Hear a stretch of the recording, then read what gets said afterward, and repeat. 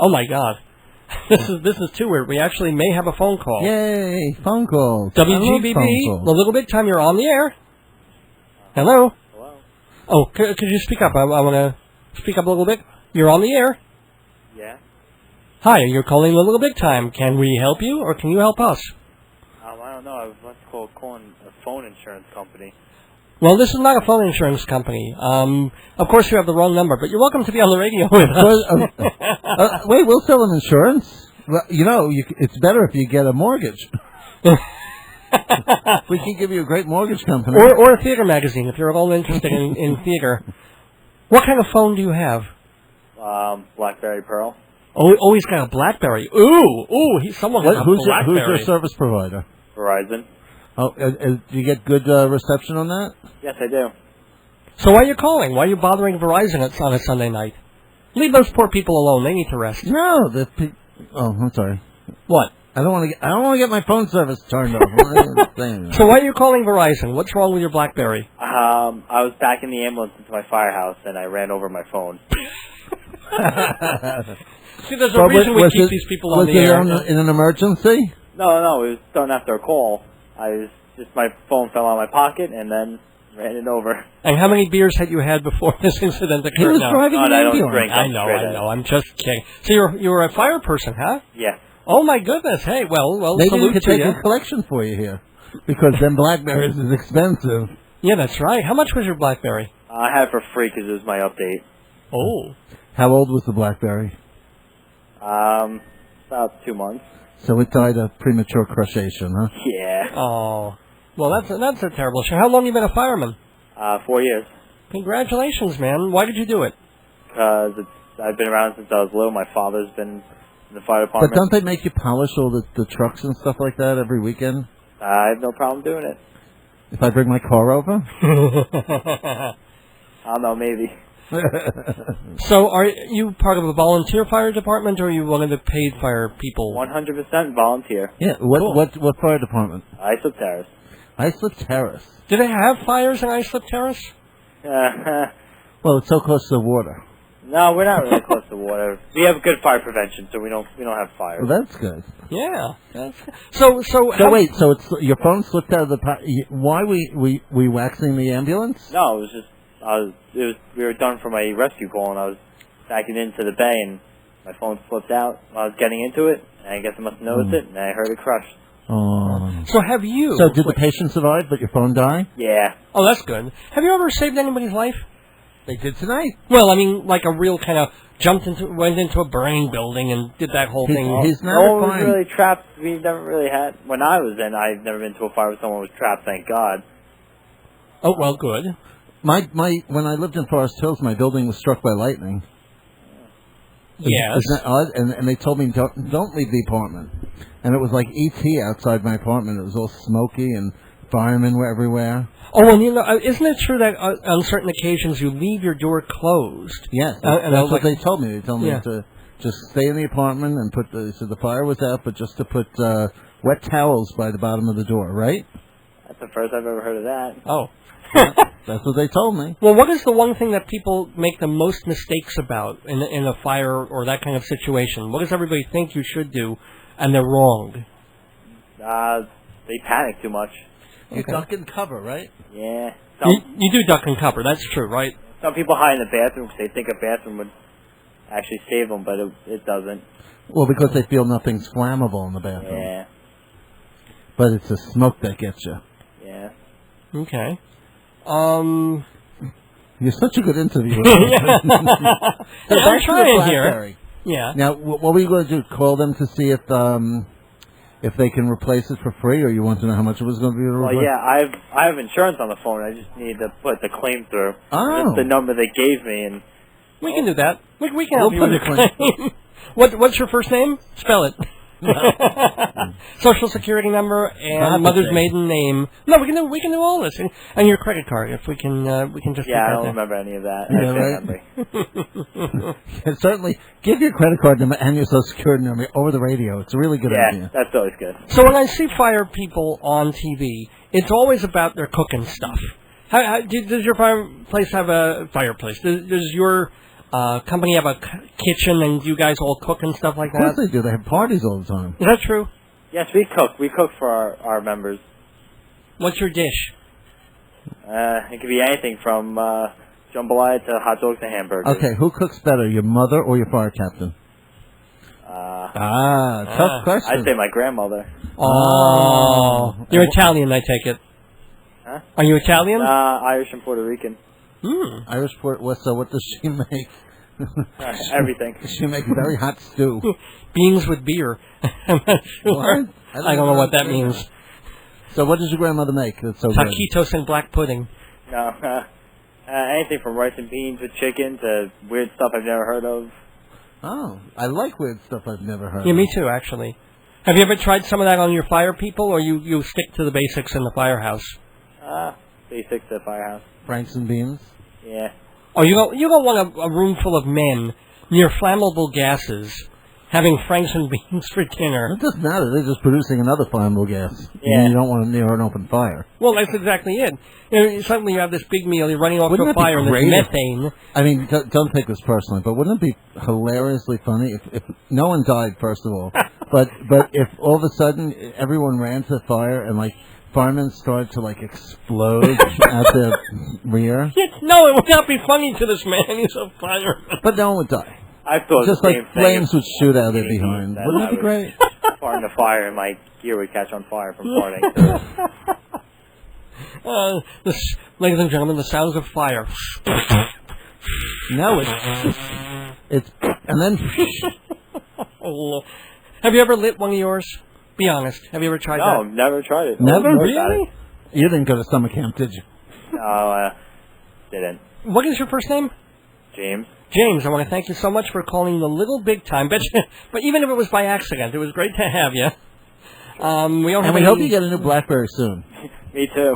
Okay, best of luck. And remember, when you call, try a different area code. That may have been why you got our number instead of the Verizon number. Well, no, I think what it is they gave him the 888 number. Yeah, they did. And instead of dialing 1-888, he didn't dial the 1. Oh, he didn't dial the 1, so it became the local call to us. There you go. See? At least I got something good out of it. There you go. But keep the number, and if you ever want to call back, sometimes we give stuff away. Unfortunately, we don't have anything. Not tonight, nothing. That's all right. We could send you a calendar or something. Or some girls who like fire. Are you married? No. Oh, a single fireman, eh? Would you like a date on the air? No, it's good. Jeff's available. No! I'm taken. Oh, he's taken, girls. Okay. Oh, well. Anyway, thanks so much for calling WGBB, James, and good luck with the BlackBerry, and, of course, stay safe, huh? Yeah, and call us next week just to make sure. We want to make sure you got the new BlackBerry. Yeah, give us a call. Otherwise, we'll call Verizon for you next week. We'll keep tabs on you now. Have a good one, man. You guys too. Thanks. Bye-bye. Bye-bye. It's 11 o'clock on Sunday night. Are you naked? Well, put some clothes on before the cops pull you over. But keep it tuned to AM 1240 WGBB Freeport, because Dave's Gone By starts right now.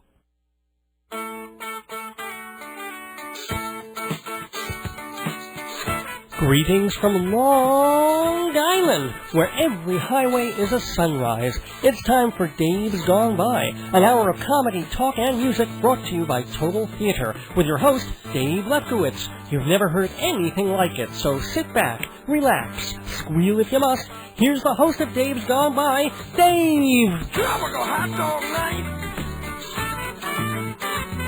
Like two flamingos in a fruit fight! Every color of day, swirling around at night. Well, there goes the neighborhood. Welcome, welcome, welcome, everyone, on this first Sunday in June 22nd, 2008, to the 279th episode of Dave's Gone By, here at WGBB Freeport. I'm Dave Lefkowitz, radio personality, former baseball fan, always theater fan, and always satire and humor fan, here, and have been here since October 2002, bringing you comedy, talk radio, music, interviews, and more, including the occasional incorrect factoid. As my guest co-host Jeff Goodman is about to point out, in the first 30 seconds of this program, I made a mistake. What is it, Jeff? Dave, it's the first Sunday in summer. It's what did I say? You said the first Sunday in June. Oh, sorry, I meant in summer. I thought you were going to say it was the second Sunday in summer already. No, the third Sunday. No, in summer. I'm tired. I'm sorry, folks. Yes, it's the first summer Sunday, June 22nd. And so, hope you all had a good weekend. The rain held off. Fourth Sunday. Yeah. Yeah, we have another one coming up. This is exciting to you. There's 5 Sundays in June. Wow, Jeff is really, this is a big thing for you. It's been such a long day. It's almost like it's been the second longest day of the year. Ah. Yeah, this makes me sad, though, because now the days start getting shorter. As the days dwindle down to a precious few. But we're going to make... July. That's true. But we're going to make this night precious. We're calling this episode KLUG Lights. As opposed to Klieg Lights, those movie light things, because our guest in the neighborhood is going to be Bruce Kluger. And Bruce is an old friend. He used to work in the editorial department, pretty high up, at Playboy when I was there many, many moons ago, and that's where I met him. From reading the articles. Yeah, right. He was never a centerfold, although I was. I was Miss March and Miss April, because there was so much of me that they put half of me in one month and the other half in the other. I was very proud. It was a proud moment. I don't know how many barracks I'm up in, or I was back in the first Iraq War. The 30s? Something like that. It's this whole centerfold and then one little long strip for one particular body part. Well, I can't get into that. But anyway, use your imaginations. I was at Playboy. Bruce Kluger was at Playboy. We became friends. We both moved on to other things. And Bruce has been a freelancey kind of blogger and essayist for places like the Huffington Post and for USA Today. And he's written, I think, for even the New York Times now. And this is the best gig he could get? What's he doing on our show? Well, actually, Bruce was a guest here about 3 years ago. And I'm really happy to have him on then. Now, having him back because he has a new book that he's co-written with David Slavin called Young Dick Cheney, Great American. And it's a satirical book with cartoons and everything, telling the story in a comical way of how Dick Cheney went from being a pampered little boy who discovers oil under his father's car to being essentially the American Antichrist. All in about 50 readable pages. Kind of a very, very fun, quick read, zany, silly bathroom book that recommend that you get. Bathroom book? Well, the book that you read, and you can read it anywhere. But it's that kind of book. It's a fun, you pick it up, you read 10 pages, you wipe, and then you come back for more. I'm sorry. That's still a terrible way of putting it. You can also read it on the train. Very pleased when he hears it. Well, if you bring it on a train, it's a little too short. If you're going on a long train trip, you'll finish it, and you'll have still 20 minutes to spare, and you'll be without a book or on the return trip. So you can't do that. On a plane trip? Beach. Good for a beach. It's hardcover. It'll hold up against water and sand. Check it out. Young Dick Cheney by Bruce Kluger. Bruce will be telling us all about it just a couple of minutes. We'll also be going inside Broadway on Dave's Gone By tonight, talking about the Tony fallout.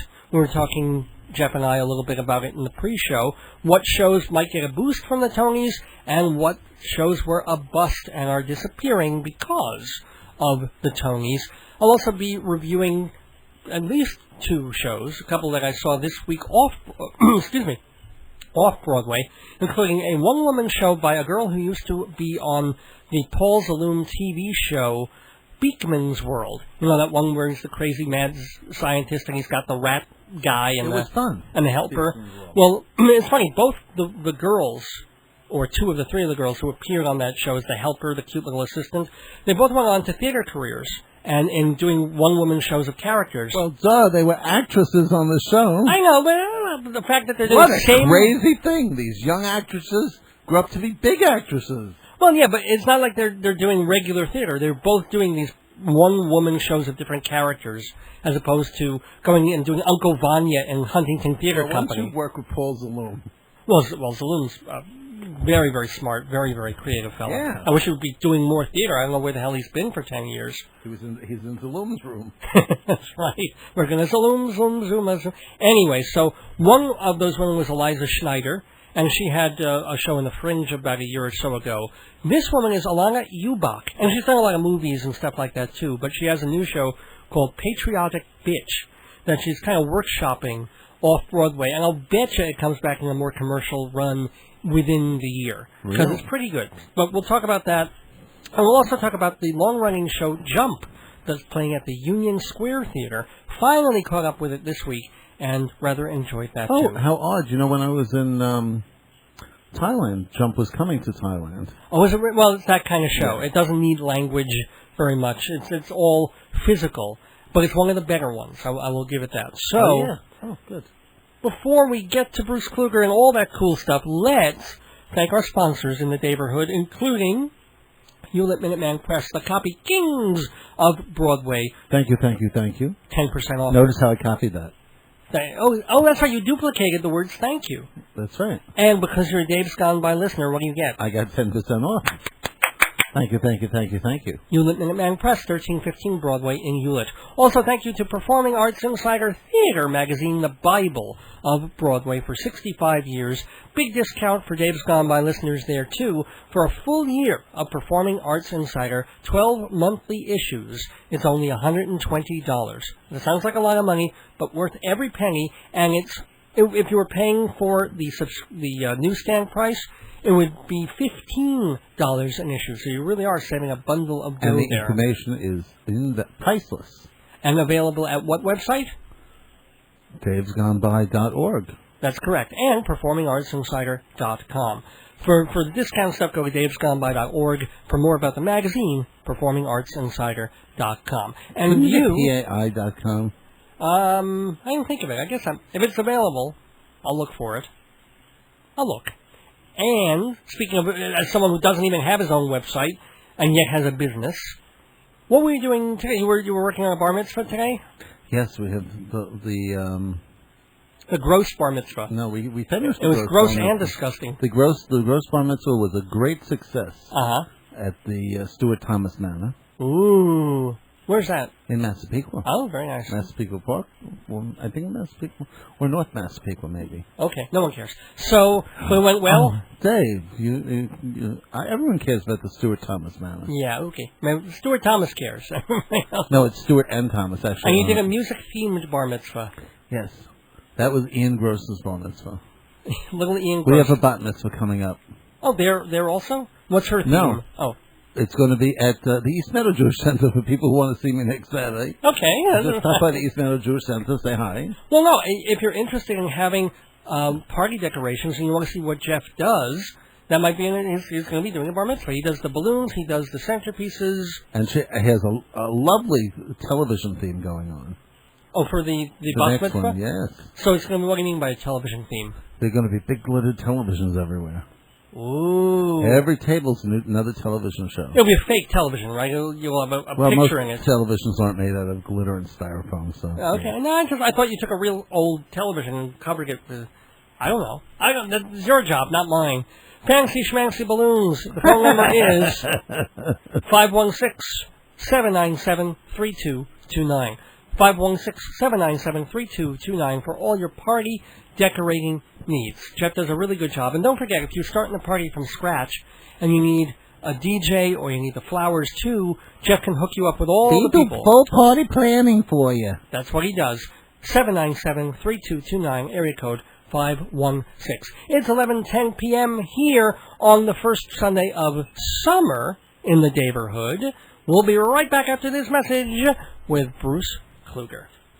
Minuteman, the superheroes of photocopying, printing and binding. Minuteman, no job too big or small. Minuteman, family run since 1975. Minuteman, 1315 Broadway in Hewlett, Long Island, next to the new Loman Shoe Store. Tell them Dave sent you for 10% off. Minuteman, hero of our photocopying dreams. Welcome back to Dave's Gone By on this Sunday night. And sometimes on the show, not too often, but I do occasionally get political. I've tried not to because we've been so inundated with candidates and with the primaries and the upcoming election for the past year or so that I talk about it sometimes on my other time on the radio station, but I try to keep it out of Dave's Gone By because there's such a surfeit of it. And yet, every once in a while, politics rears its ugly head and heads its ugly rear, and both cases are very much informing the book that I hold in my hands right now, ladies and gentlemen. It's a children's book of sorts for very disturbed children, written by a very disturbed grown child by the name of Bruce Kluger. Now, Bruce and I go back a ways because we used to work for the same very demented company, publishing company. We'll get into that. And Bruce has also been on Dave's Gone By a couple of years ago when he was doing freelance articles for Salon.com and a bunch of other places. But now he has co-written this book, Young Dick Cheney, Great American, with David Slavin. He and Slavin do a lot of these little short comic essay-type pieces, but they've actually written a book. I mean, it's a short book, and there are a lot of pictures in it, so if you're it's more like a novella than a novel. But, well, it's the first book. We'll give it to him, and it's pretty damn funny, too. So congratulations, well, first thank of all. you, David. Thank you. Young Dick Cheney, Great American. First of all, when did the idea come to you, and how long between the idea and the fruition of having a book? Well, my writing partner, David Slavin, and I were kind of mulling an idea of a book for a long time. We had been doing satire on NPR for a while. We both have children of grammar school age, so we're very familiar, with bedtime stories and children's books. We had also both recently contributed stories. Dave contributed a story, and I contributed a poem to Marlo Thomas's last children's book, Thanks and Giving All Year Long. I work with Marlo on her books, and that was a collection of stories and poems for children as well. So we were both in that very frame of mind, and we thought, would it be funny to write a children's book or a faux children's book about our vice president, who is a fairy tale unto himself. He's more like the ogre of a fairy tale. So we originally envisioned the book as part of a series of, like in our mind's eye, we had a box set of children's books. There would be Young Dick Cheney, Great American. There would be A is for Abu Ghraib, my first alphabet book. There would be Encyclopedia Brownie and the Case of the Missing Levy. We thought we would have a series of books about the Bush administration. So we started with Young Dick Cheney ostensibly as a golden book, and lo and behold, we fell in love with our nasty little hero, and it turned from what's called from a golden book into what's called in children's literature a chapter book.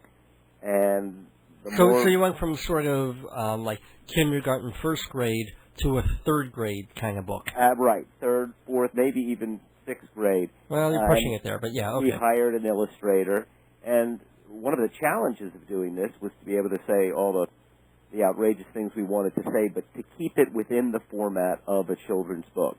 And so that was the reins that was holding us in all the time.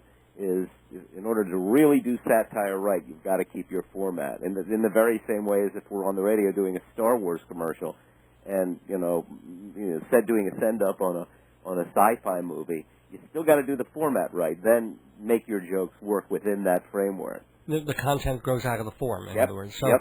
Before we go further, let's give the audience, our listeners, a taste of how young Dick Cheney reads, the style of the book, and how you're telling his story in obviously a not quite authorized way. Sure. Well, let me give you one from Chapter 4. It's early on in the book. Chapter 4 is called A Magic Moment. And it begins, one sunny spring day when Dick was 4 years old. He was playing in his front yard with a beach ball. A gift from his parents, the inflatable sphere was painted to resemble the Earth, and young Dick took great delight in making it bounce any which way he wanted it to. He also liked kicking it around. Suddenly, the ball took a wild spin and rolled off in the direction of the driveway, coming to a stop beneath the back wheels of Mr. Cheney's '38 Packard.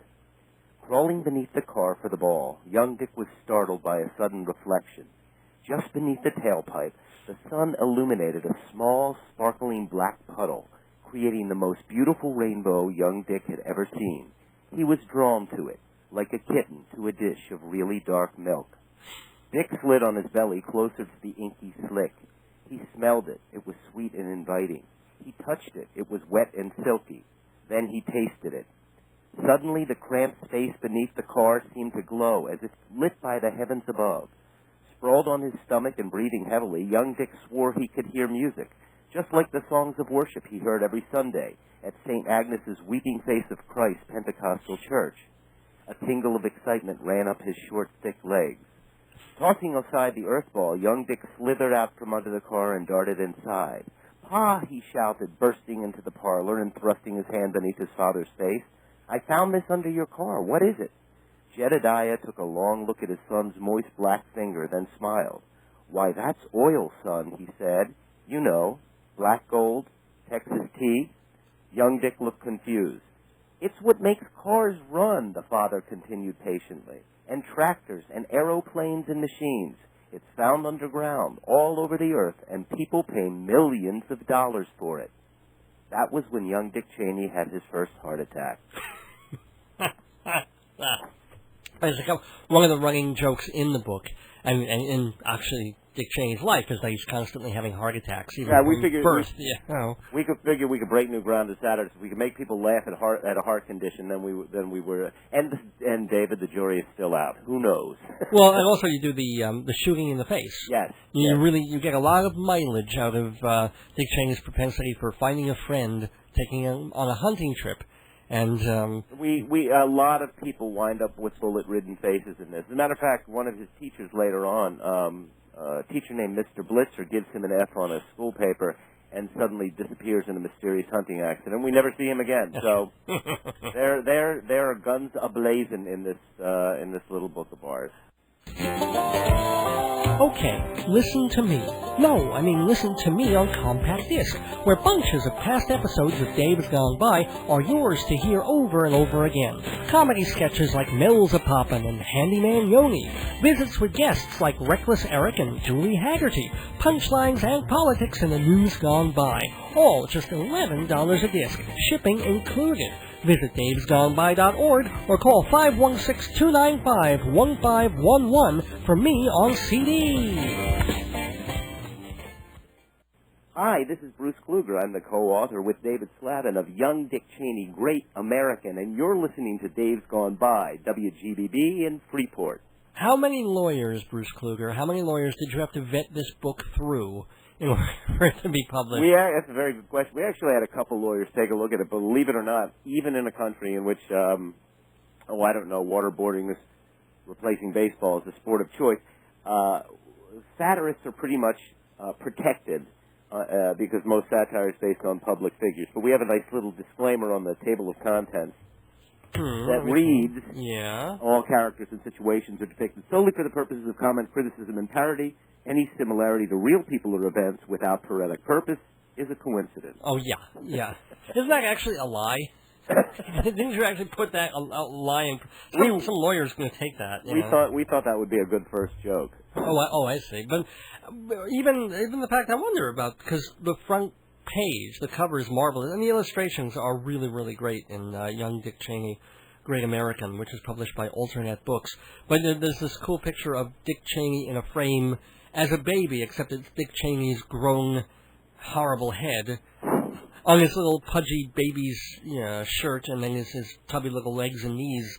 Are you able to actually do that with a person's head? God bless Photoshop. That's all I can say. Well, I know. I'm not. I'm talking again legally. I'm talking legally, sure. Like Terry Gilliam using Queen Victoria. Sure. It's okay. Once again, most pictures are public domain of public people are public domain. You're very careful. If I took this from a personal shot, I might have trouble. But I believe this was a wire service photo, and they do give a wide berth. Believe it or not, they give a wider berth to satirists than they do to the typical journalist. The other thing is, a lot of times people don't want to even go a legal route because most of the time, for example, in a book like this, Dick Cheney, the last thing in the world is Dick Cheney's office is going to come after us because it only draws attention. It draws more attention. That happened with that Broadway show, Avenue Q.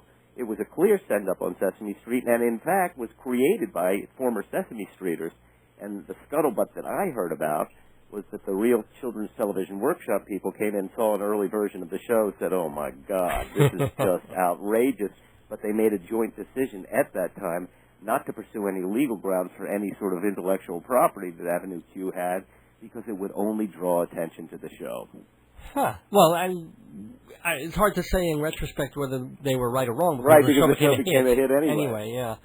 And I hope your book becomes a hit, Young Dick Cheney. I'm just getting that title out there again and again so people can Google it that, and David. Amazon it and get it from Alternate Books. Do they have an alternatebooks.com? Is that a way? It's alternate.org. It's a political and news website that's quite popular out there. It used to be one of the top, along with Salon, one of the top ones. Then Ariana came along and blew everybody out of the water. But they're still a very, very powerful site. But they just started a book division. We are their first book. They're going to do about 4 more books this year. But you can also go to www.youngdickcheney.com. I have learned to design websites in the last year. Oh, very nice. So I had a lot of fun doing that. And we gave Young Dick a Facebook page, and we gave him a YouTube video, and he's on MySpace. Excellent. But, when you're sending somebody email from Young Dick, there's a lot of problem with Googling that. Spam just everywhere. Nothing you can put in the title line that would work. Now, one thing, we're talking with Bruce Kluger, who co-wrote the book, Young Dick Cheney, and kind of wondering about the shelf life of satire. It's kind of interesting to come out with a book when the administration has essentially been a lame duck for well over a year now. You don't even hear everything's about Obama and Hillary and McCain, and George Bush almost seems like an afterthought. You haven't heard anything about Cheney or any of those horrible people. I mean, what's your name? You make an excellent point, David. Yeah. This is one of the reasons why many of the major we went with a smaller publisher. Many of the major publishing houses said to us early on, "This is really hilarious. This is a funny book, and the quickest we can get it out is spring 2008. And by then, Bush Cheney will be old news, irrelevant, yesterday's news." And we took a roll of the dice, because if the one thing we've learned about this administration is that they've broken every conventional wisdom of politics in the past. So we took a roll of the dice that, in fact, they would, just in the last month alone, Dick Cheney's been in the news 3 times, once for authorizing some sort of torture from Cheney on down, another time for his tax returns, which came to, I think, $3.4 million in a year when the rest of the economy went into the crapper, and into the gutter, I should say. Well, no, that's fine. Crapper, we can use the word crapper. We can even use the word dick to refer to Mr. Let me tell you something, my friend. Yeah. We posted this video on YouTube, and it's fine. You can find it on YouTube under the title Young Dick Cheney, Great American. But when we posted it on Yahoo, if you go look for our video on Yahoo, it says Young D, and then you know how they do in comic books? The stars? With stars and pound signs and exclamation points. And there's nothing I could do. There was nothing I could do to read. Every time I tried to revamp it, it came up. So I sometimes share emails with my idol, Frank Rich, and I sent him an email that told him this anecdote, and I said, "So now it's official. Our vice president's name is a dirty word." Ooh. Yeah, but you make a very good point, David. So the shelf life, could be short. We were taking a roll on the dice that A, the year is young. You never know what this guy's going to do next. But B, we also think it would be a nice kick out the door for a president and vice president who have been somewhat controversial. Our slogan that sort of came organically is, "It's safe to laugh again." That's what we decided our slogan was going to be. Well, that was the weirdest thing. It was I've commented about this on the program, but what happened was after 4 years of George Bush, somehow America managed to elect him again. I don't know, and it wasn't even obviously a fiat, a mandate by the Supreme Court this time. He won. He won the vote. And it astonished me that people thought Iraq was a good thing and that he was somehow a good president. And the timing was amazing. You got to remember that the Iraq War started in 2003, and by then everybody's already starting to gear up for the 2004 election anyway. It was too new. My guess is things started to erode pretty quickly. My guess is if somehow the election was in 2005, he wouldn't have been elected again. 6 months after he won that vote, everything turned. Suddenly, America woke up and said, Iraq is not a good thing. And then he couldn't. And then, amazingly enough, he became Ford. He couldn't do anything right.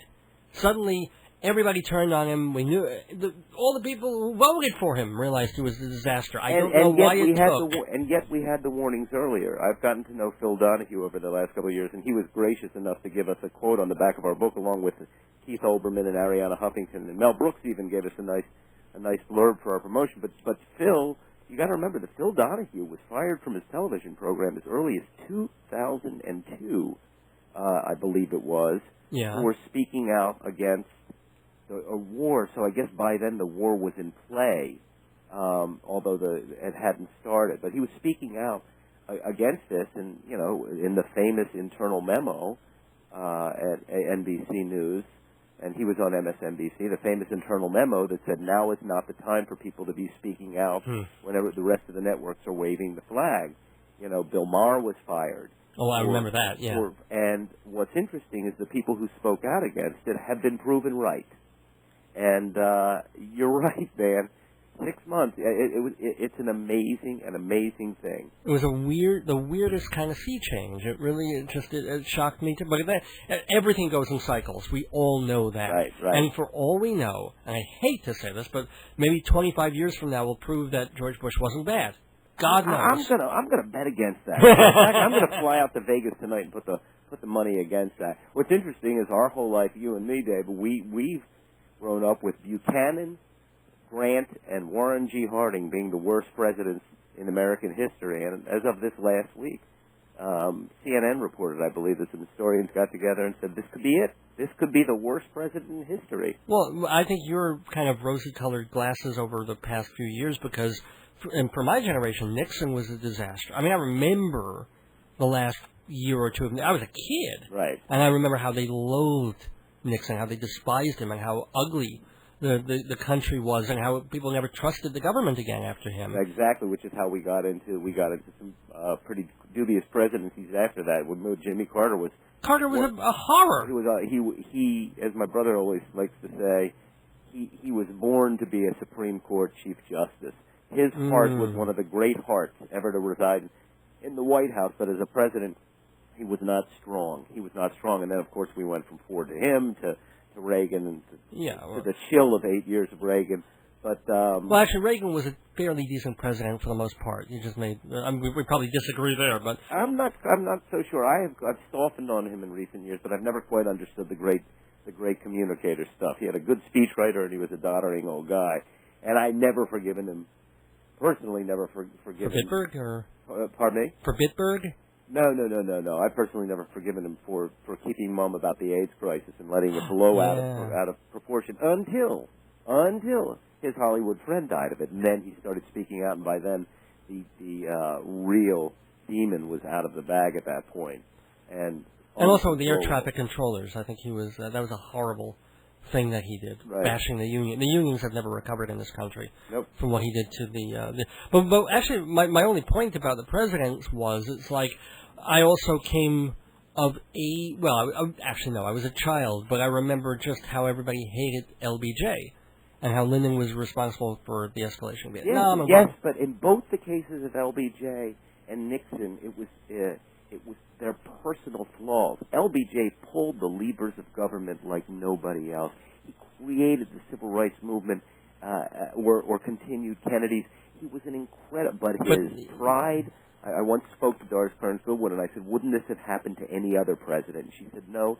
In fact, Johnson's pride over not wanting to preside over a war that he said we would lose was the thing that did him in." She says she remembers him saying, "I feel like I'm on the last one on the airplane. Everybody else has jumped out, and there's no parachutes because they disappeared one by one." Same thing with Nixon. You take away that pathological self-destructiveness, and he was a brilliant tactician, both domestically but especially internationally. I mean, there was a reason that Henry Kissinger commented that only Dick Nixon could go to China, and yet he was one of our great nutcases of all time, self-destructive. So that's why I think he doesn't rank down there as our worst, because he was, he did open the doors to China and in a little bit to Russia as well. But that's why I'm saying history has grown softer, perhaps, on someone like an LBJ, because in the heat of the moment, LBJ was about the disaster of Vietnam. Yep. In retrospect, LBJ was also about the Great Society. Right. Oh, which I was see what amazing. you're saying. In this case, though, I have racked my brain for it. I can't You can see... find... Pardon me? You can't think of any... There is nothing, David. There is nothing. No Child Left Behind. It's a disaster. And I called it in one of my columns in USA Today, very well intentioned, but totally underfunded and horrifically executed. Beyond that, what? Tax breaks and a war. Is that why the stock market hasn't crashed? Is why? Everybody's racking their... I think it's only because they keep cutting the interest rates, and therefore the stock market responds with hope. But what I don't understand, and I think one of the reasons that he won in 2004, and one of the reasons why even he still has his defenders, is because although everything's gone wrong, for some reason the stock market makes money. That's so right. It's all right. It's gone down a bit over the past couple of months. Well, he's showed that since the very beginning. That's his priority. I mean, this is the crazy thing. You can say it in election after election. Oh, but and for some reason it's ignored as a party line. But his concern really is with business and with donors and with, he'll come down on the side of business people if it comes to the environment or the automobiles, or he will come down on the side of business. He is from a business family. Yeah. He is a businessman, and his concern about the top X% and the richest people in this country, but he got away with it because he can talk like, a down-home boy, which is what I'm hoping, I'm crossing my fingers, works against McCain this time, because we've now already elected a president who we could go imagine having a beer with. And I think... I can't imagine having a beer with George Bush. And I don't even drink beer, but... Enough people could. But the point is, the plain talk, the down-home... we're done with that. As a matter of fact, there was some comedian who was talking about Obama and the big complaints about him being a lead. Oh, it was Jon Stewart. Jon Stewart said, I would actually like somebody who's so smart that they can be a snob. I don't want to go out for a beer with them. I want to make sure the country's okay. Right.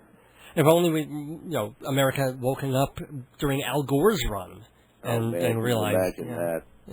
I know. And when are you going to run for president? You're celebrating an anniversary. How many years have you been on the air at this point?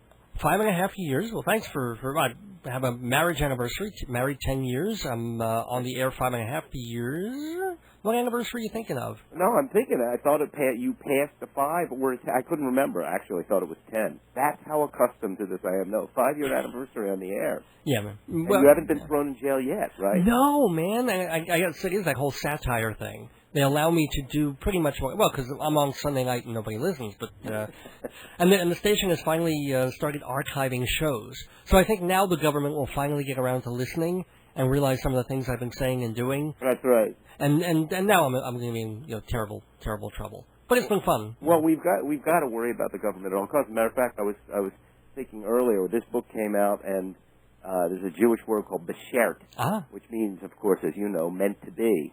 And we come down very hard on Lynn Cheney in the book, because to me she's the walking, talking sexual hypocrisy for a number of reasons. So we're a little hard on her. I mean, I'm not sure if you even noticed, but her first novel had lesbian scenes in it. Did it really? Yes, oh. Sisters, and it was quickly taken out of print when they became vice presidential family, and she's got a gay daughter, yet her husband is part of this administration, anti-gay marriage. So I'm just thinking that, she's ripe for satire. Well, anyway, she is in my neighborhood 2 weeks after the book comes out. I'm thinking, this is beshert.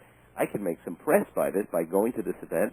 Clearly, reporters are going to be there, and maybe if I can buy a copy of her book, and her book is also about the same thing that my book is, growing up in Wyoming, where she and Dick were actually high school sweethearts. Yeah. Only in our version, she's a little, just kind of different kind of high school sweetheart. But in any case... No, she's a good girl for most of the book. Yeah. She paints herself green. That's about as naughty as she gets. Well, it really takes a long time for her to acknowledge that she loves Dick. Yeah. I'm just telling you. Well, there's the lesbian theme right there. Okay, yeah. So anyway, I went to the lecture, and I wanted to, maybe offer her my book afterwards. Maybe a reporter could see. And I tell you, I discovered something about myself that night. People were really enjoying her, and I felt like I would be a skunk at the garden party if I showed up at the table and asked her to sign my book, and she'd look on the back, and she'd look on the cover, and she'd see it. But the real concern was, we're dealing with the vice president's wife. I was positive it was going to be a one-way ticket to Guantanamo Bay. You've got to be careful with this. I mean, I'm talking to you from my kitchen phone right now. Who knows who's listening in, right? Well, certainly nobody listening to the radio. I guess. And with the rules, the way they bent them in order to do the post 9/11, what do we call those? My brain is blanking on them, but in order, you can arrest anybody on suspicion of terrorism, and then have a charge 5 months later, And in between, I guess they can put you in Guantanamo Bay or worse, somewhere in New Jersey. Well, and the jury's still out on which is worse. Well, I must tell you, though, for our living, and I won't name names because I don't want to, as they say, gore my own ox. But we have. Oh, I gore my ox at least daily. It feels good. Yeah. I don't want that word picture. Thank you. We have had our satire turned down. I can tell you, the first day that we had a piece turned down, because of content, was on September 12th. Not that we were writing funny. We had a piece. We had a piece in the works on September 10th, and we were working on it. September 11th comes for a popular website, and it was tanked. It was pulled on September 12th. Now, in that case, we didn't even ask. We said, obviously, let's pull this because the country's in trouble. But subsequently, over the next 2, 3, 4 years, and up until today, we now still run into roadblocks. I'm talking about my satire partner, David, and myself. We run into roadblocks all the time because people are a little edgy about, do I think I'm really going to get hauled off to Guantanamo? Of course not. Do I think it's a little harder to put food on my kids' plate, to be funny, the way satirists used to be about the people in power? Yes, it is harder. And that's the killer. There's a very, very, very big newspaper who I spoke to recently, and I said, are you guys going to run a review of young Dick Cheney? And the book editor said to me, not unless we have a book that makes fun of a Democrat as well. Oh, boy. What was it, the Washington Post? Had to be the Washington Post. No, I can't say, because I also, occasionally make money from some papers, so it would be indelible. But my point is, it really doesn't even matter who it was, because it's pretty much across the board. There is the biggest myth in this country is about the liberal media. It is extremely conservative media. They're run by corporations, and they don't want to offend. Right. They're scared to hell of a backlash, so they feel they've got to bend over backwards to appear fair. Although I think they're removing the fairness doctrine thing from radio, aren't they? Radio and TV, you don't have to have equal time anymore. Am I wrong on that? Oh, maybe you're in case there, because Phil Donahue told me once that and he's gone on the record about this, is when he was doing his show, I think that the ratio is they had to have 2 conservatives on for every liberal. It wasn't even fair and balanced. It was fair and imbalance, unfair and imbalance. Incredible. Oh, honey, make sweet love to me. Huh?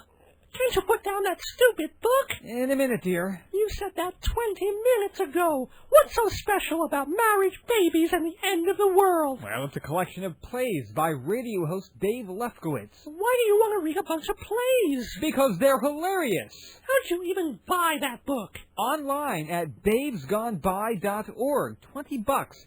And they've got trade paperbacks for $12.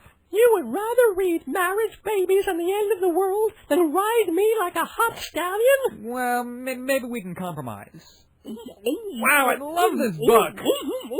Oh, and you too, hon. Hi, this is Bruce Kluger, co-author with David Slavin of the new book, Young Dick Cheney, Great American, and you're listening to another Great American on Days Gone By, WGBB in Freeport. Let's move just away from the book for a little bit with Bruce Kluger here. He is the author of Young Dick Cheney, but also he and his writing partner, David Slavin. Is it pronounced Slavin? Slavin. I've been slaving away mispronouncing it all this time. Oh, well. And so you guys have been writing. That's really what you do. You write these little essays, these Buchwaldian kind of political Bombeckian missives that appear in major newspapers. And either in newspapers or we on NPR. I mean, one of our first pieces for National Public Radio was on All Things Considered was behind the scenes at the Energy Task Force, at Dick Cheney's mysterious Energy Task Force. And it was really, we revealed who it was, and it was just a bunch of the guys. And, of course, Christy Todd Whitman was there because she was our brand new, what was she at the time, Environment or... Oh, God. Yeah, something after her governorship, she... Right. Yeah. But we had all the big oil boys. They were actually just in the room divvying up the states, or divvying up the world, I think. But anyway, they sent her out for sandwiches, and laughed when she left the room. And it's funny, I saw something on the web recently, not long ago. Yeah. That some guy was cruising around links that he saved, and he brought that up and said, talk about Prescient. Now, at the time, we just made fun of him because he was, a rich guy, Dick Cheney, because he was a rich guy. And it turns out that I remember distinctly, I don't know if you remember this, but when he first said he wouldn't reveal who was in his Energy Task Force, I remember thinking to myself, are you allowed to do that? Are you allowed to say you won't tell? You're our vice president. And strangely enough, not telling has been the theme of this. That's been the whole thing of the administration, or certainly his end of it. Let me ask, I know we talked about this about 2-3 years ago when you were on the show back then, and just basically talking about politics and things like that. But are you able to do that pretty much full time? I'm sort of, after leaving, did we discuss where we both work? Did we say the name? Did we say the dreaded P name yet? The dreaded P name, the name we can say on the air. Bruce I still love the magazine. I still love it. We both work at Playboy. Yeah, I worked for a year and a half there. You were there for a much longer time. I was there for 13 years. But then when I left, I left in 99. I took a long time trying to, get roots and figure out what to do. So no, the satire is only part of the things I do. I'm also on the board of contributors at USA Today, which means I write regular op-eds for them. And I carved out a sort of fatherhood beat there. And I'm also contributing editor of a parenting magazine and have a sort of side thing is reviewing home video and DVD for children and for adults. I was the DVD critic for Us Weekly for a while, so I still do a lot of movie and DVD reviewing. But, there's a sort of family beat. So for my brain, the satire's been, kind of a yin to the yang there. And because you have to watch Barney videos half the day. Hey, listen, I love that dinosaur. Oh, come on. I'm telling you honestly, I call it the dog whistle. Grown-ups, hate him, and I'm saying anything that makes a child light up like that, they're communicating on a whole level we can't hear. So Baby Einstein too, I guess. And I caught a lot of heat in August. Back in August, the day before I went to London, I was doing radio stuff as I'm packing because I wrote a piece because there was some ridiculous report that came out that said Baby Einstein tapes were not only, they were not only not helping children, which we all knew, but they were making them stupider. And I wrote, I said, there's a very precious little I can call myself an expert in. But one thing is children's video and DVD because I get everything. Right. And I write about it. And I said, let me tell you something. They and Disney, as much as you want to go after, the monolith of Disney, Baby Einstein, which was bought by Disney, consistently fine product. It's not about the content. It's about the time. Parents who believed that sitting your kid and not having any interaction with them, that's dangerous because that doesn't give children human interaction. And I'm not an expert in child psychology. I'm just a parent, and I stress that in all of my pieces. But it's common sense. But anyway, this report that came out of the University of Washington had some, what do they call it, screwy math? What is the term that Al Gore coined? Something math, silly math or something. And funny math, something like, And the statistics were really bad. But anyway, I got nailed on that. I was right before we went on a family trip, and I said that this report was bunk, and I was called every name in the book by bloggers and everybody, and said they accused me of parking my children and chaining them to the TV and making them look at it. Well, that's what I would do if I had a kid. In fact, definitely, my kid gets chained to the radiator 2 hours a day. Oh, boy, David. 2.5 in winter, yeah. Oh, Oh boy, David, we gotta take care of you. I'd actually like to see a small version of you. No, you wouldn't. Yeah. I'm already a small version of me, if you think about it.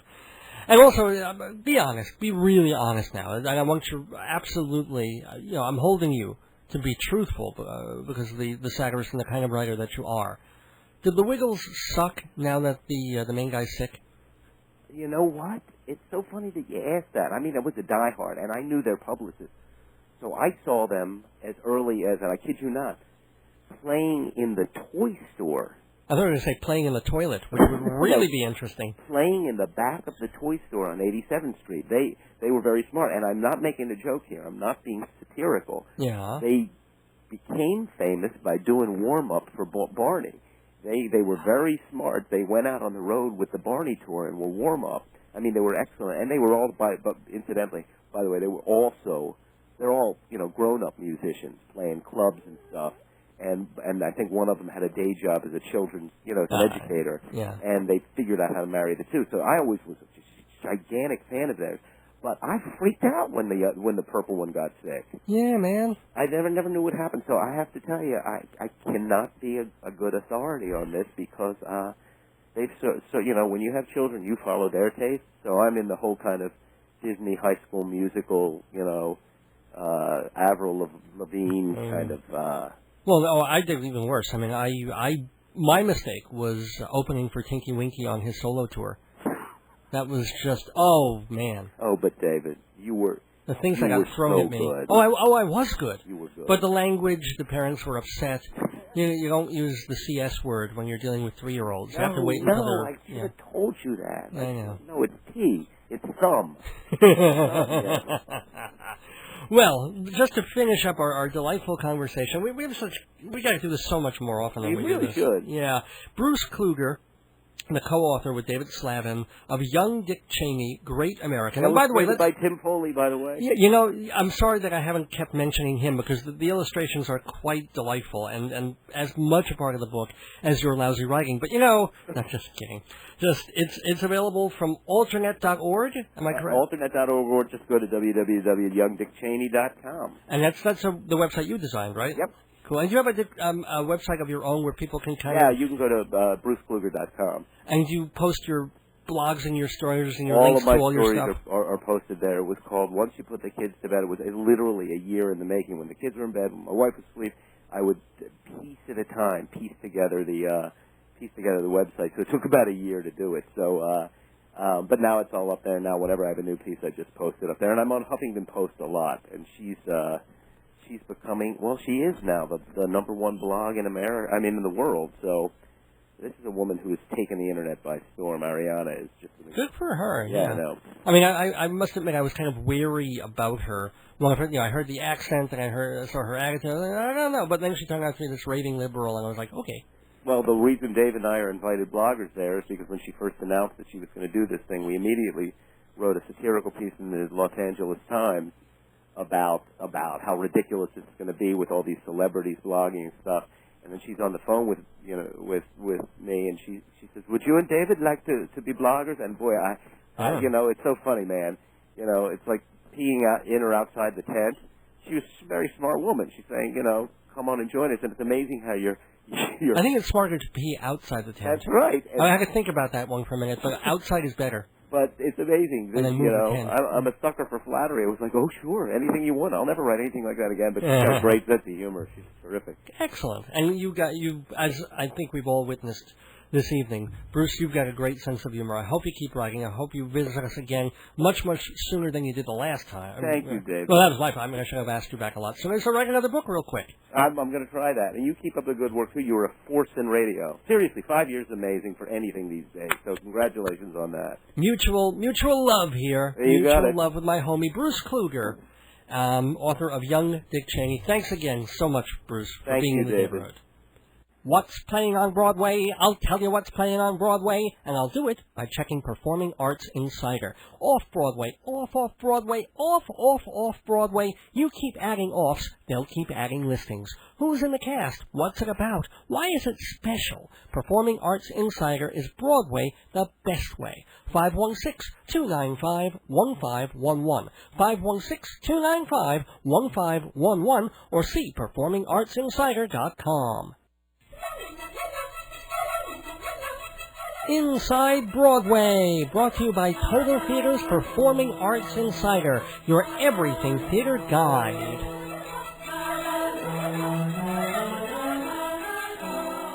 Yes, the first Inside Broadway of the post-Tony season.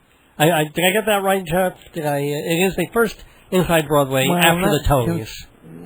The season. No, you're right. It's the second because I made a mistake again. Because the Tonys ended at 11 o'clock last Sunday night, and then we did Inside Broadway after that. So it's the second Inside Broadway on this June 22nd on Dave's Gone By. Bunch of things happening in the post-Tony fallout, however. 2 Broadway shows closed today, as a matter of fact. 2 Broadway shows? 2 Broadway shows. One was expected, because Cat on a Hot Tin Roof ended its run.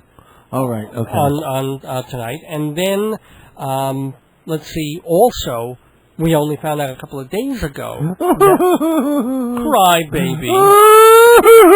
The musical Cry Baby ended its run when it didn't get any Tony Awards, and I guess audiences just didn't materialize. Well, they didn't get a band sale, I'm sure. Right. And then they thought maybe they might get a Best Choreography Tony. Didn't happen. They lost it In the Heights. So maybe they would get a boost from having that big prison number on the Tony Awards, but no. It was a good number, but it just didn't happen. I guess they got a little upset. That's the name of the song. Yeah, the 6.1 rating people who went to watch the Tonys, they laughed at that. Is that what they got? It was the exact same numbers as the year before.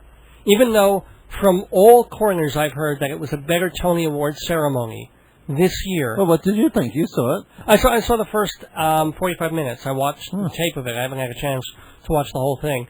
From what I saw, I thought it was terrific. I thought Whoopi was very funny and very personable. I thought Patti LuPone tore the roof off the place. Well, how could she not? But she did. I thought Passing Strange didn't come off so well on TV, but it was a good show. It passed off itself as strange. Lion King is still, spectacular. The first 10 minutes of Lion King are exquisite. And the rest of the show I could live without, but those first 10 minutes, and you put them even on TV, and they're astonishingly great. Oh. You can't go wrong. You can't go wrong. So, I don't know. It looked like a really good Tony Awards ceremony broadcast. So, I'm sorry that it didn't do better numbers. Maybe because there was a big basketball game up against it, or maybe it was just because that's where the Tony numbers are these days, with everything, Sopranos. They can't blame it on the Sopranos anymore. So that's what it's. Well, the one good thing is, oddly enough, usually it's the other way around. Usually they get fairly decent numbers from 8 to 9, and then the numbers go down from. Oh, they went up? They actually went up in the second and third hour, and CBS took a second place for those 2 hours. So, really? But they were in third place overall. So, but that's okay because they're 4 networks. Yeah. Forget about Fox. Oh well, yeah. How can you forget about? Well, I guess I don't know if they beat The Simpsons. Maybe they did. Well, anyway, just a couple of other Broadway show news things of stuff occurring, such as Reasons to Be Pretty. Remember that show that I reviewed a couple of weeks ago? Yes. The Neil LaBute play. Yes. With Piper Perabo and a couple of other off-Broadway folks. It's going to be moving to Broadway in winter 2009 at a theater to be announced. They're going to take the whole cast, the same production, and move it. And it's a good show. I don't know if it's the one they should bring to Broadway of LaBute's plays. Maybe they should do his whole trilogy if they could, in repertory. Maybe they'll do it backwards. Yeah, then they'll do Fat Pig, and then they'll do The Shape of Things. But if you can get to see it off Broadway, it's a pretty interesting, very lively show. And we'll be talking about it more as the weeks go on. Also a show that is going to be opening in just a couple of weeks, Title of Show. That's the name of the musical. The title of the show is... Title of show in squared parentheses. Right. What do they call it? Brackets, right? I think they call it squared parentheses. Well, It's title of show. It's a very amusing little show that I because saw. It's a show really without a title. That's the point of it. It's you put the title here. Right. It's all about these people who are trying to create a show, and that's the show. It's a show about creating a show about creating a show. It's one of those self-reflexive things, but it's a cute one, and they've got the first good, real new gimmick of the Broadway season. They announced this week premium tickets, because, Young Frankenstein had those $450 seats that crashed, and producers had the VIP tickets that really worked, and then all these shows, all the big shows, actually have VIP packages. Title of show has announced a $2,501.50 premium VIP, extra toast VIP luxury ticket. $2,500, and what you get for it is the option, you get a tiara, a scepter, opera glasses, and the unprecedented option to have an NYU student attend the show in your place and describe the experience to you, because an elite ticket buyer just doesn't have time to see the actual show. They're just too busy for that.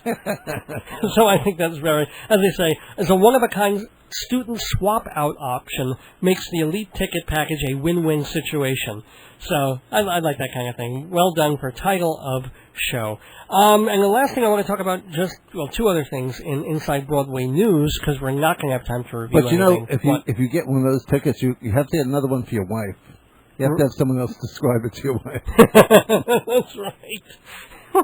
Or you get three, one for the maid. But the maid, is too busy cleaning, so she can't do it either. And she has to swim back to Guatemala after the show anyway, so it doesn't work. Can you imagine you need a pair of them? Anyway, the Public Theater has announced its upcoming season, or parts of it. Oh, yeah. So among the people involved, well, first of all, they're going to be doing a big performance-y, kind of epic-y, mythy, The Bacchae, directed by Joan Akalaitis. Bacchae, is that how they pronounce it? Bacchae and Beethoven? It's House of Atreus stuff, with Philip Glass doing the music, and former Public Theater artistic director Joan Akalaitis doing the direction. Could be odd and interesting. The New York premiere of Bounce will happen at the Public Theater. Stephen Sondheim, God willing, will be alive to see the New York premiere of his musical with John Weidman, Bounce. A fairly light musical for him about these brothers, the Misner brothers, who were con artists and entertainment people, and didn't quite have the lives or careers that they wanted. So that'll be at the Public. Also, a solo by Mike Daisy, who's an up-and-coming monologist. And George C. Wolfe is directing something there, too, isn't he? He is You're right. I'm not sure. It might be the John Guare play Free Man of Color, which stars Mos Def and Jeffrey Wright. There's also a new Christopher Durang play called Why Torture is Wrong and the People Who Love Them. And that's coming in spring 2009. And a lot of solos. Danny Hawk is doing a solo called Taking Over, one of his hip-hop style things. And a new play by the author of Prelude to a Kiss, Craig Lucas, The Singing Forest. And we'll close Inside Broadway with a little bit of a goodbye to Sid Charisse. Bye, Sid. You did it backwards on the heels, too. Well, yeah, the Ginger Rogers thing. I didn't really realize. Her name was a blip to me, and then I read her list of credits of the Hollywood movies, not just the Singing in the Rain ballet, which for me was always kind of the boring part of Singing in the Rain that you skip through to get back to Donald O'Connor. But all those films. She danced with Fred Astaire in a bunch of different films, including the Ziegfeld Follies movie, Silk Stockings, Bandwagon, Brigadoon. And she was even in a couple of videos in the 1970s and 80s and stuff. She was in Grand Hotel, a replacement person there as the ballerina. In 2006, she was given the National Medal of Arts by the president, who I guess has some modicum of taste. And she spells her name C-Y-D. Well, that's not S-I-D. Well, that was her real name. She was born Tula Elise Finklia. That was her name. She married a guy named Charisse. And I forget how the name Sid came about. But here's my favorite thing. Sid Charisse had I don't know if it was a cameo or a long role, but she was in the movie Wonton Tom, the Dog Who Saved Hollywood. Really? So I think that's way cool. And the other cool thing is she had a marriage that lasted 60 years. So was she married to? Tony Martin. He's grieving. He's the grieving widower at the moment. And so I know someone who actually knows him, and he's holding up as best he can. So, our condolences to Tony Martin, and our best wishes up there to the dancing lady, Sid Charisse. Well, we've got a dance saga here in just a minute or two, so we'll be back with the end of Dave's Gone By right after this message. We've just been inside Broadway, thanks to TotalTheater.com and Performing Arts Insider. Do you know who pays for this wonderful program? Not the radio station, not the government, not even the vicious comedy elves. No, the people who keep Dave's Gone By going are the sponsors and the listeners, people getting their message across to Dave's audience. Your advertising dollars can support every show, while at the same time bringing Dave's listeners to your restaurant, your travel agency, your yogurt shop, whatever. And if you don't think advertising on Dave's Gone By is effective, a certain theater magazine, mortgage company, and coffee shop would surely beg to differ. So, try a half-minute ad for half a year, or a full-minute ad for a whole year. Either way, you will become part of the Dave's Gone By family. A strange, dysfunctional family, but a family nonetheless. See the rate card at davesgoneby.org or email davesgoneby@aol.com, and they will be in touch.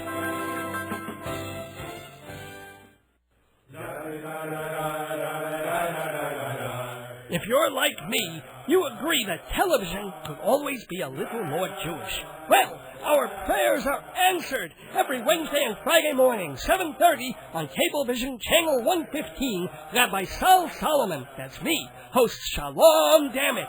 I do Bible studies, sermons, vaginal exercises, whatever I damn well want. See all the episodes on YouTube.com, but also 7:30 Wednesday and Friday mornings on Cablevision Channel 115. And if you live in Manhattan, Sundays 1:30 p.m. on Channel 67. Shalom, damn it! It's Jewish and it's proud. Hi, it's Eleanor Lisa. Yes, I do speak English. I do. And when I do, I love to listen to Dave's Gone By, WGBB Freeport. Dave's gone by, Dave's gone by. Yes, there goes the neighborhood. We have to be leaving the Dave's Gone By neighborhood. Oh, yeah, isn't that nice? That's from Dave J. He put that together for me. A very talented jingle writer and ad copywriter and a musician as well. Dave J. And by the way, the one thing the rabbi forgot to mention, that Shalom Damn It is free. Shalom Damn It is free in all sorts of places. It's free if you watch it on Cablevision Wednesdays and Fridays at 7:30 in the morning on Channel 115. It's free if you catch it on Manhattan Cable Television, MNN.org. You can watch it streaming on the web on Sunday afternoons at 1:30, or on New York's Channel 67, 1:30 Sunday afternoons at MNN.org, or anytime, any show on YouTube.com. Catch the rabbi in Shalom Damn It. Also, want to thank our sponsors for Dave's Gone By on WGBB Freeport, Performing Arts Insider, Theater Magazine, The Bible of Broadway. For more information, contact performingartsinsider.com. And remember, we've got a great rate for subscriptions for Dave's Gone By listeners. Also, Hewlett Minuteman Press, the copy kings of Broadway, located next to the empty Loman Shoe store. the Loman Shoe box. The shell of a store. You get 10% off all jobs, big or small, at Hewlett Minuteman Press. And you get all the Loman shoes you can find. Yeah, that's right. Any heels, any of those little foot thingies you put on to, in case there's odor in the shoe. Pedal pushers. There you go. And this program is brought to you by Fancy Schmancy Balloons, 516-797-3229. Call Jeff for all your party decorating needs. For the best darn decorators in the country. The country? Wow. The world. The world. Okay, that's the universe. Okay, sounds good to me. The solar system. For one of the best impressionists and singers and humorists in the solar system, catch Christine Petty, Uncaged, tomorrow, or actually it's later today, June 23rd at Birdland on West 44th Street. Christine Petty, a delightful guest and a very, very wonderful performer. 212-581-3080. 581-3080 for Christine Petty at Birdland. Also want to recommend Bob Calfin is directing the play Marie Antoinette, The Color of Flesh. It had a very well-received run off Broadway a few weeks ago. They're bringing it back. It's going to be at the St. Luke's Theater starting June 26th for probably an open run. So go check that out. Marie Antoinette, The Color of Flesh at the St. Luke's Theater. If you want to check me out, go to davesgoneby.org. But really, who wants to check you out? Or if you want to dress me down or build me up and write me a letter, davesgoneby at AOL.com. D-A-V as in Victor, E-S Gone By. And tell us what you think Dave looks like. At AOL.com. Dave's Gone By at AOL.com. And, I haven't given this in a long time. If you want to write me a snail mail, just write to Dave's Gone By, P.O. Box 62, Hewlett, New York, 11557. That's 62? 62. Yeah. Hewlett, New York. 11557. Reminding you that you can listen to 25 old episodes of Dave's Gone By anytime by going to davesgoneby.org. You can listen to 25 new episodes of the show anytime by going still to davesgoneby.org, although that brings you to the WGBB radio station, including they finally put up the Tony Show. So you can now go to AM1240WGBB.com and hear our Tony Award special, which is great. Which is thrilling, because we had Michael Regal on. Michael Regal and you. And a whole bunch of critics, and Tony Award nominee Daniel Breaker, and Tony winner Rondi Reed for August Osage County. Before she won. Catch everything, every minute of our show is now online for free at the radio station, and WGBB. Fantastic.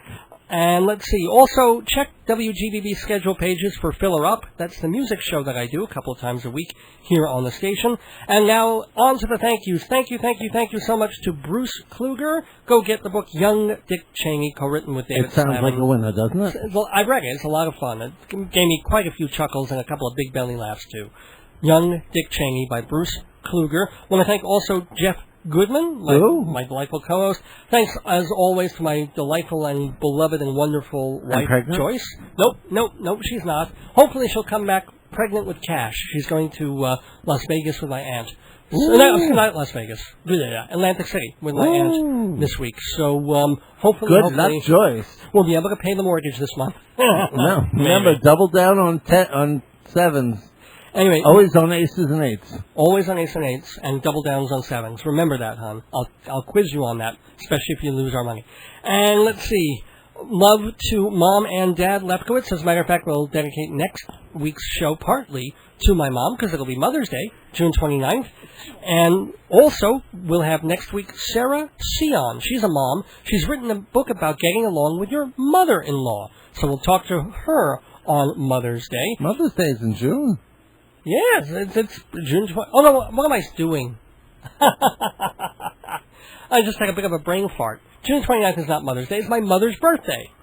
I thought Mother's Day was like... Confusing it there. Sorry, I will dedicate next week to my mom, but it's her birthday, not Mother's Day. It's my Mother's Day. Something like that. No, it's your mother's day. Right, there you go. See, it is Mother's Day. It's your mother's birthday. Right. So happy almost birthday, Mom. Happy almost birthday, Mrs. Lefkowitz. And we will still have the... the Sarah Sion, who is also a jazz pianist as well as an author, writing about mothers-in-law. Upcoming guests on the show include Dr. Dirty, John Valby, and singer-actress Karen Mason. Good stuff coming up on Dave. Karen Mason. Yeah. So, unfortunately for now, it's time to leave the neighborhood, but I'll be back next Sunday, and Jeff hopefully will be back too, June 29th, Mom's birthday, with the 280th episode of Dave's Gone By. Until then, don't miss your days going by. This is Dave Lefkowitz. And Jeff Goodman. Wishing you good night, better times with a better government. And gone by. I will go my way and jump the hedges first. Drink the clear, clean water for to quench my thirst.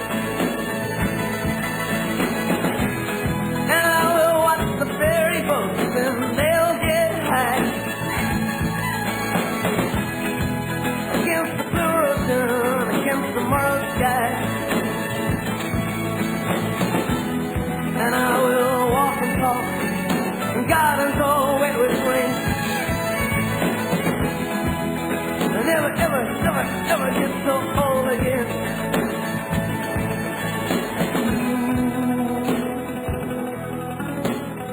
Sweet thing, yeah.